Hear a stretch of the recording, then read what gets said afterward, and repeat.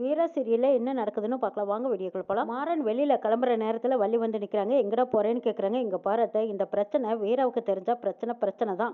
ராகவனை பற்றின விஷயம் வேறு யாருக்கும் வெளியில் தெரியக்கூடாதுன்னு சொல்லிட்டு போகிறாங்க. அந்த பக்கமாக ராகவன் வராங்க. என்னடா எனக்கு தெரியக்கூடாதுன்னு சொல்லிட்டு போகிறேன், என்ன விஷயம்னு கேட்குறாங்க ராகவன். டேய் அதெல்லாம் ஒன்றும் இல்லடா, நான் அவசரமாக கிளம்பிட்டு இருக்கேன், நீ உள்ளே போ அப்படின்னு சொல்லிட்டு மாறன் அங்கேருந்து வெளியில் போகிறாங்க. இந்த பக்கமாக ராகவன் வந்து அத்தை அவன் எதுக்கு அப்படி போகிறான், என்ன எனக்கு தெரியக்கூடாதுன்னு சொன்னானே அது என்ன விஷயம்னு கேட்குறாங்க ராகவன். அது ஒன்றும் இல்லடா, வீரா அவசரமாக அவள் நான் கடைக்கு சொன்னா அதுக்கு தான் அவ்வளவு அவசரமா போறாங்கறாங்க. வெளியில ஒரு பக்கம் ஆட்டோவில் வந்துட்டு இருக்காங்க. மாறன் வெகு வேகமா அந்த விட்னஸை தேடிக்கிட்டு வராங்க. அந்த விட்னஸ் அவங்க ஃப்ரெண்ட்ஸுங்களுக்கெல்லாம் போடா, இந்த பணம் இருக்கு, போய் டீ வாங்கி குடிங்கடா அப்படிங்கிறாங்க. என்னடா நோட்டு மொறுன்னு இருக்குதுங்கிறாங்க.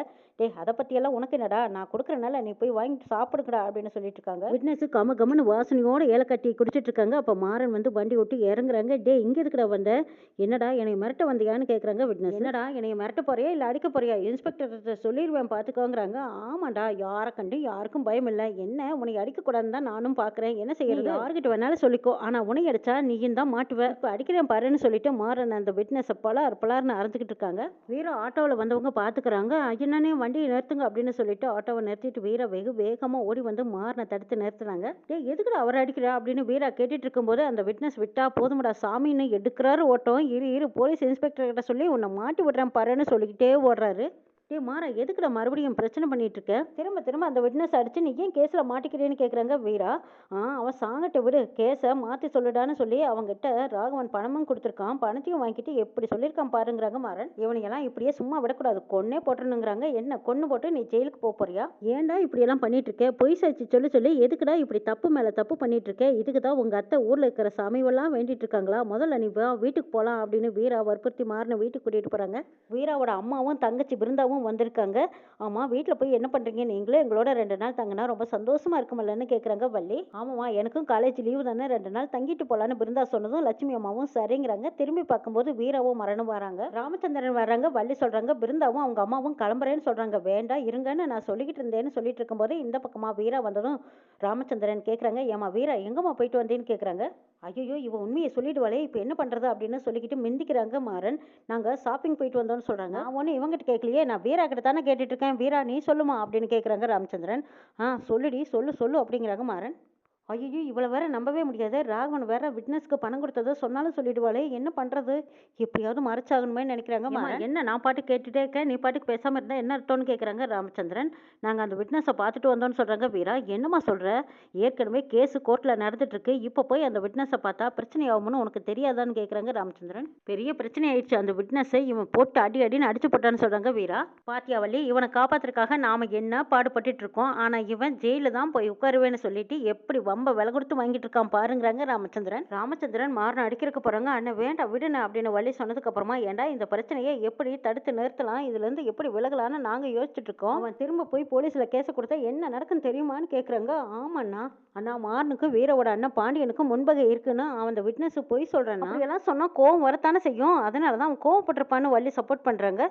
ஆமா வள்ளி, சாட்சி 1000 சொல்லத்தான் செய்வான், அதுக்காக நம்ம கோவப்பட்டா எப்படி விடுதலை கிடைக்கும்னு கேக்குறாங்க ராமச்சந்திரன். தப்பில்லைன்னு நிரூபிக்கிறதுக்கு தானே நம்ம வக்கீல வச்சு வாதாடிட்டு இருக்கோம், ஆனா இப்படி தப்பு பண்ணனா அப்ப நம்ம பேர்ல தானே தப்புன்னு சொல்லுவாங்க. நீ எதுக்காக போய் அவங்ககிட்ட சண்டை போட்டு வந்திருக்க, அப்ப நீ தப்பு பண்ணிருக்கியா, தப்பு பண்ணா தானே நீ போய் சண்டை போட்டிருக்கணும், அதானே காரணம்னு கேட்குறாங்க ராமச்சந்திரன். நடக்கிறதெல்லாம் பார்க்கும்போது இவன் தப்பு பண்ணியிருக்கான்னு தோணுது, இதுல எந்த மாற்றமும் கிடையாதுங்கிறாங்க கண்மணி நீ ஏன் இப்படியெல்லாம் பேசிட்டு இருக்கேன்னு வள்ளி கேட்குறாங்க. வள்ளி நீ கொஞ்சம் அமைதியா இரு, கண்மணி கேட்கறதுல எந்த தப்பும் கிடையாது. டே நீ உண்மையை சொல்லு, உனக்கும் பாண்டியனுக்கும் முன்பகை ஏதாவது இருந்ததா. அண்ணா அப்படியெல்லாம் பேசாதீங்க, என் பிள்ளைய பத்தி நல்லா தெரியும், மாப்பிள்ளைய பத்தி நல்லா தெரியும், மாப்பிள்ளை ஒரு ஈயர்முக்கு கூட கெட்டது நினைக்க மாட்டாரு, உங்க பையன் தங்கம்னா மனசுல வச்சுக்கிட்டு வஞ்சகம் பண்ற அளவுக்கு அப்படி மோசமானவர் கிடையாது, அந்த சாத்திக்காரன் தான் பொய் சொல்றான், ஆனா அவன் ஏன் அப்படி சொல்றான்னு எனக்கு தெரியல, உண்மையிலேயுமே அவர் தப்பு பண்ணிருக்க வாய்ப்பே இல்லை, அந்த சாத்திக்காரன் ஏன் அப்படி சொல்றான்னு எனக்கு தெரியல, இவர் தப்பு பண்ணிருக்க சான்ஸே கிடையாதுங்கிறாங்க பிருந்தாவும். ஆமா மாறன் மாமா தப்பே பண்ணிருக்க மாட்டாரு, எனக்கு நம்பிக்கை இருக்குங்கிறாங்க பிருந்தா.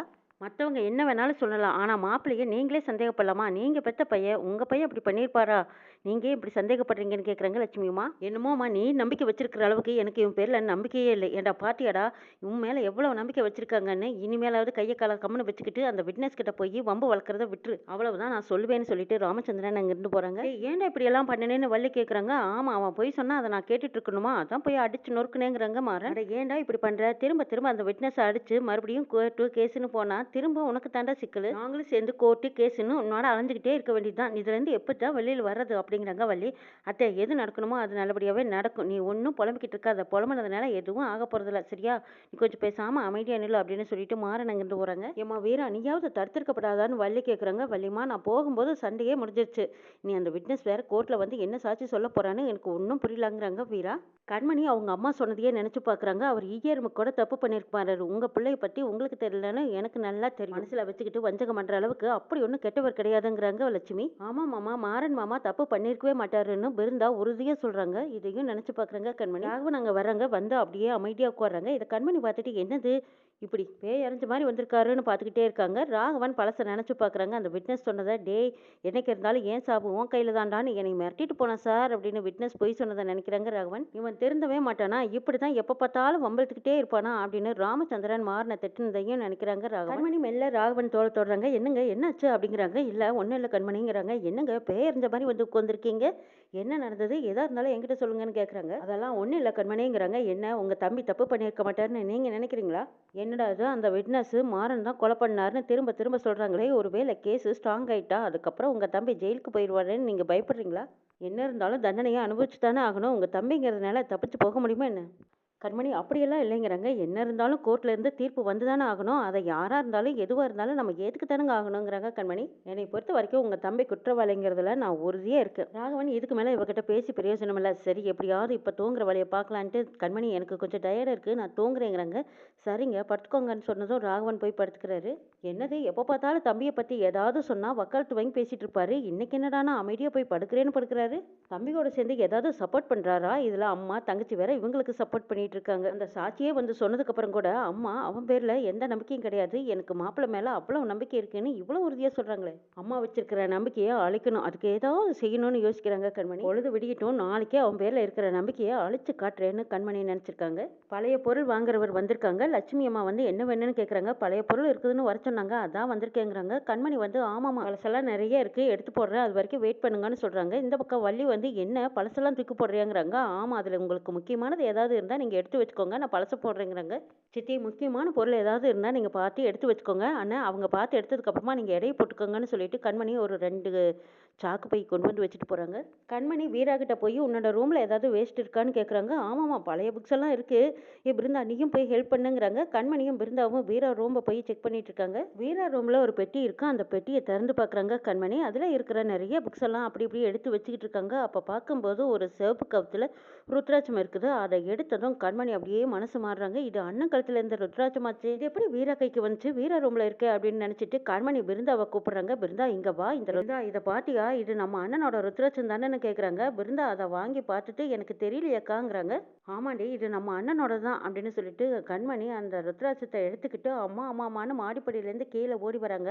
லட்சுமி அம்மா அங்க உட்காந்துருக்காங்க. லட்சுமி அம்மா ஏன் இப்படி ஓடி வரா கண்மணி அப்படின்னு பாக்குறாங்க. என்னாச்சு ஏன் இப்படி ஓடி வர அப்படின்னு கேட்க, அம்மா இதை பாருமா இது அண்ணன் கழுத்துல இருந்த ருத்ராட்சம் தானே அப்படின்னு கண்மணி கையில இருந்த ருத்ராட்சத்தை லட்சுமி அம்மா கையில எடுத்து கொடுக்குறாங்க. லட்சுமி அம்மா அந்த ருத்ராட்சத்தை கையில வாங்குறாங்க. இது எப்பவும் பாண்டியன் கழுத்தோட நெஞ்சோட மார்போட ஒட்டிகிட்டே இருக்குமே அதே ருத்ராட்சம் தான், இது எப்படி இங்க அப்படின்னு லட்சுமி அம்மாவுக்கு சந்தேகம் வருது. கண்மணி அந்த ருத்ராட்சத்தை வச்சு தான் உண்மை என்னன்னு புரிஞ்சுக்கிறாங்க. வீராவுக்கும் ஒண்ணுமே புரியல. ஆனா வீரா ரூம்ல தான் இருக்கு, இது எனக்கு தெரியாதேங்கிறாங்க வீரா. வள்ளி தான் உண்மையை எடுத்து சொல்றாங்க. இந்த ருத்ராட்சம் தான் உங்க அண்ணன் அடையாளமா வச்சிருக்கா மாறணும்னு மனசு இலக்கு இல்லாதவன் கிடையாது, ஆனா உங்க அண்ணனை காப்பாத்துறதுக்காக அவனும் எவ்வளவோ போராடினா அப்படின்னு வள்ளி எடுத்து சொன்னதுக்கு அப்புறம் தான் இப்ப கண்மணிக்கு உண்மை என்னங்கிறதே புரிய வருது. மாறனும் பாண்டியன் மேல பாசம் மரியாதை இதெல்லாம் வச்சிருந்தானா நம்ம தான் இவனை தப்பா புரிஞ்சுக்கிட்டோமா, அப்ப ஆக்சிடென்ட் பண்ணது யாரா இருக்கும் அப்படின்னு கண்மணிக்கு ராகவன் மேல திரும்ப சந்தேகம் வருது.